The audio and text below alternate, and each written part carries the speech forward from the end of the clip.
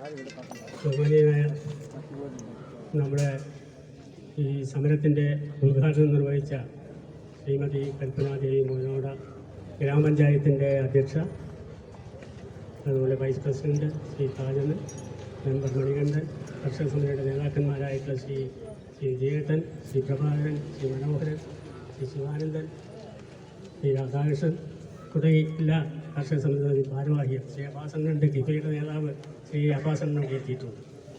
അതുപോലെ മറ്റെല്ലാ കർഷക സുഹൃത്തുക്കൾക്കും മഴ പെയ്ത് വിവിധങ്ങളായ കാർഷിക വൃത്തിയിൽ ഞാറുവാകലും അതുപോലുള്ള പണികളൊക്കെ നടന്നുകൊണ്ടിരിക്കുന്ന ഇടയിൽ സമയം കണ്ടെത്തി വന്നിരിക്കുന്ന കർഷകരാണ് ഇവിടെയുള്ളത്.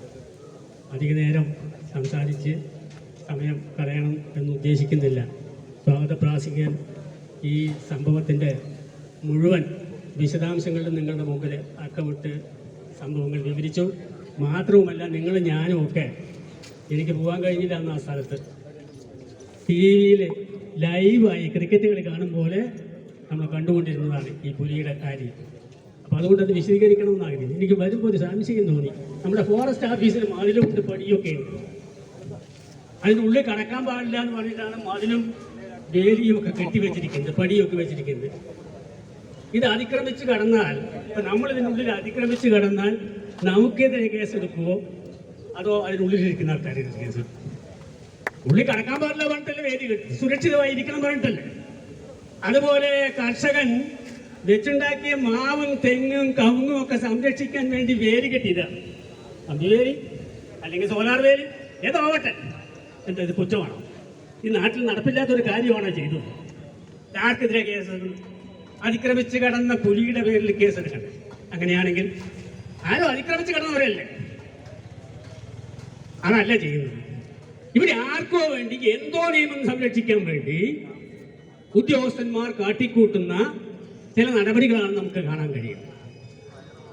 ഇത് ഒരിക്കലും പൊറുക്കാൻ കഴിയില്ല.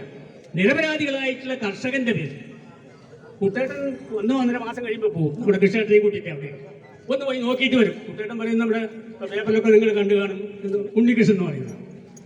അതിന് പാരമ്പര്യമായിട്ടുള്ള കൃഷിയാണ്. മലപടി കൃഷിയുണ്ട്, ഇവിടെയുണ്ട് കൃഷി, എല്ലാ ഭാഗത്തും ഉണ്ട്. നല്ല വ്യവസായിയാണ് അദ്ദേഹം. ഈ പുലിയെ കുടുക്കിട്ട് വെച്ചിട്ട് പുലിനകം വെക്കാൻ പോകുന്ന ആളല്ല, പുലിത്തോൽ വെക്കാൻ പോകുന്ന ആളൊന്നും കേട്ടിട്ടില്ല. അദ്ദേഹത്തിൻ്റെ അച്ഛൻ സുബ്രായം എന്നാലും മുതൽ നമുക്കൊക്കെ അറിയാം. എന്തിനാ കുടുക്കിട്ട് വെക്കുന്നത്? നിങ്ങൾ എന്തിനാ കാരണം കണ്ടുപിടിക്കാൻ പോകുന്നത്? നിങ്ങൾ കാരണം കണ്ടുപിടിക്കുന്നത് പുലി ചത്തതിന്റെ സാഹചര്യമൊക്കെ വിളിച്ചു. ഇനി പ്രാണരക്ഷാർത്ഥം പുലിയെ കൊന്നാൽ കേസുണ്ടോ? ഇല്ലല്ലോ.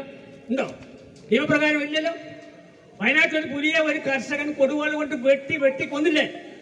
നിങ്ങൾ ഡിപ്പാർട്ട്മെന്റ് കേസെടുത്തു. മന്ത്രി പറഞ്ഞു കേസെടുക്കണ്ടാവും. ആ കേസില്ലല്ലോ. ഇപ്പോ കേസുണ്ടോ?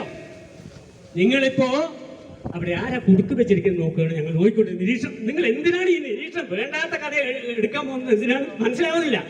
വിജയേട്ടൻ സൂചിപ്പിച്ചതുപോലെ ഈ പുലിയെ കണ്ട ആൾക്കാർ അത് കണ്ടു എന്ന് നിങ്ങൾ ധരിപ്പിച്ചതാണോ തെറ്റ്? അതാണോ തെറ്റ്? നീ എന്തിനവിടെ പോയി?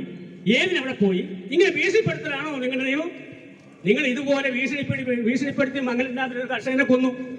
അവനെ ആത്മഹത്യ ചെയ്തു. ഭീഷണിപ്പെടുത്തിയ കാരണം, അവന്റെ പേരിൽ കേസെടുത്ത കാരണം.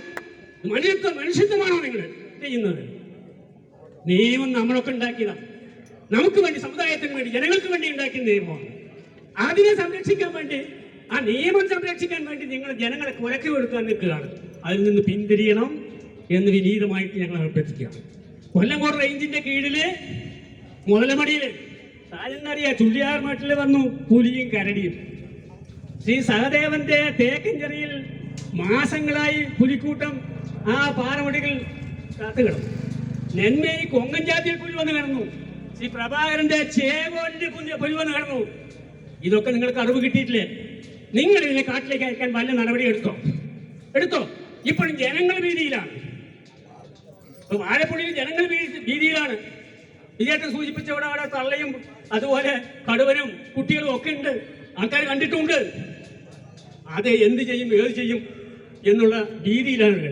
ആ ഭീതി അകറ്റാനോ താഴെ ഇറങ്ങിയിട്ട് പുലികളെ കാട്ടിലേക്ക് അയക്കാനോ ശ്രമിക്കാതെ എങ്ങനെ കേസെടുക്കാമെന്ന് നടക്കുന്ന നിങ്ങളുടെ നടപടി, നിങ്ങളുടെ ഉദ്ദേശശുദ്ധി സംശയാസ്പദമാണ് എന്ന് ഞങ്ങൾ പറയാൻ ആഗ്രഹിക്കുകയാണ്.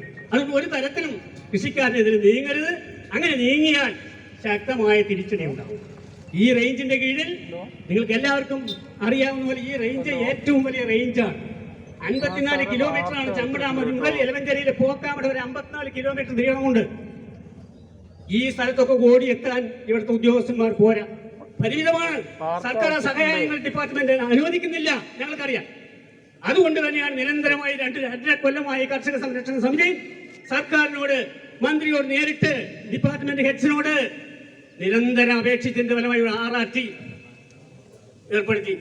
പേരിലാണ് ഇപ്പോൾ RRT ഈ പ്രാവശ്യം ധോണിയിൽ നടന്നു വന്നു കേട്ടത്. കൊല്ലംകോടിൽ മാത്രമായി അനുവദിച്ച RRT അതിന്റെ എല്ലാ 10-12 ഉദ്യോഗസ്ഥന്മാരുടെ സന്നാഹത്തോടുകൂടി ഇവിടെ പ്രവർത്തിക്കാൻ ആരംഭിക്കണം. ഇവിടെയുള്ള പുലികളെയും കാട്ടുമൃഗങ്ങള്, ആന, പന്നി, മയില്, കുരങ്ങ്, മലയണ്ണാൻ പറഞ്ഞ് ദ്രോഹം ചെയ്യുന്നുണ്ട്. ഇപ്പോ കാട്ടുപന്നി പോട്ടെ, കരടി പോട്ടെ, എല്ലാ ദ്രോഹവും സഹിച്ചാണ് നിൽക്കുന്നത്. ആനകളുടെ സർവേ നടക്കുകയാണ്. ആനകളുടെ എത്ര എണ്ണം ഉണ്ട് നോക്കുക. ഇവർ പറയുകയാണ് കഴിഞ്ഞ 12 കൊല്ലമായിട്ട് ആനകളുടെ എണ്ണം 3-1 കുറഞ്ഞു എന്നാ പറയുന്നത്. നമ്മുടെ ഈ മലയോരത്ത് 20-ലധികം ആനകളുണ്ട്. ജമുനാപതി മുതൽ അത് താഴെ ഇറങ്ങിയിട്ട് ഇനിയും പോയിട്ടില്ല. അതിനൊന്ന് തുരത്തിക്കളയാൻ കാട്ടുകളിലേക്ക് അയക്കാൻ ഇവർക്ക് കഴിഞ്ഞിട്ടില്ല. അതിനാണ് RRT വേണമെന്ന് ഞങ്ങൾ നിരന്തരം ആവശ്യപ്പെട്ടത്. അത് പ്രവർത്തിക്കണം. ഈ വനം സംരക്ഷിക്കേണ്ട ഉദ്യോഗസ്ഥന്മാര് കാട്ടിൽ നിർത്തണം, മൃഗങ്ങൾ കാട്ടിൽ നിർത്തേണ്ട ബാധ്യത നിങ്ങൾക്കാണ്. അത് ചോട്ടിലേക്ക് വരരുത്.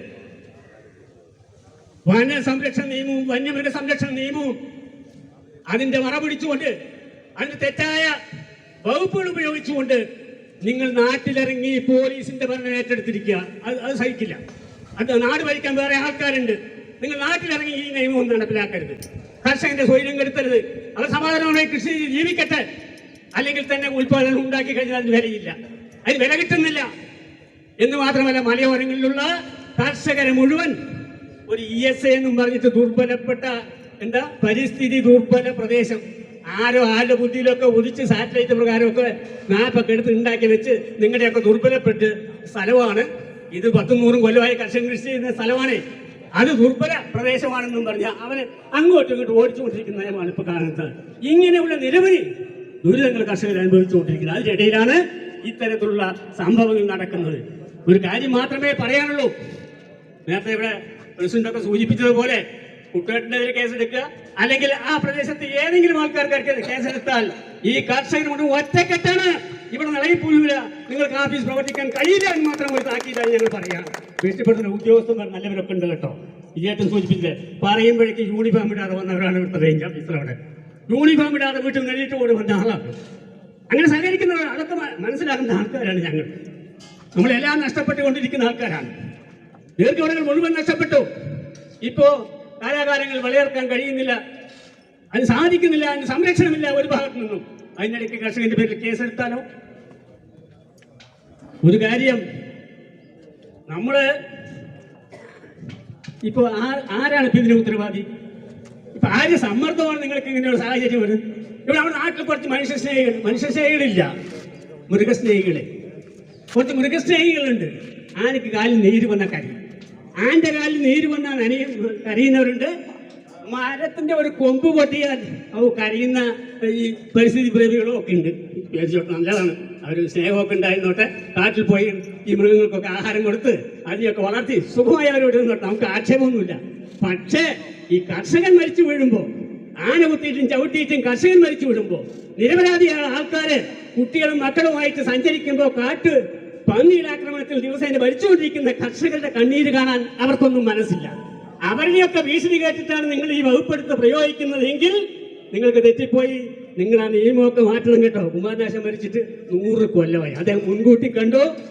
മാറ്റുവിൻ ചട്ടങ്ങളെ. ഇത് ദുർബലപ്പെട്ട് ചട്ടന്മേൽ ജനം നിൽക്കാമെന്ന് അത് എഴുതി വെച്ചത് ഈ അനീതിയായിട്ട് നിയമങ്ങൾ മാറ്റാൻ വേണ്ടിയാണ്.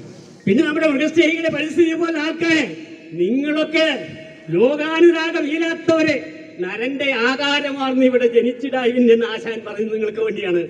നിങ്ങൾക്ക് മനുഷ്യസ്നേഹമില്ല, നിങ്ങൾക്ക് മൃഗസ്നേഹം, മരസ്നേഹം.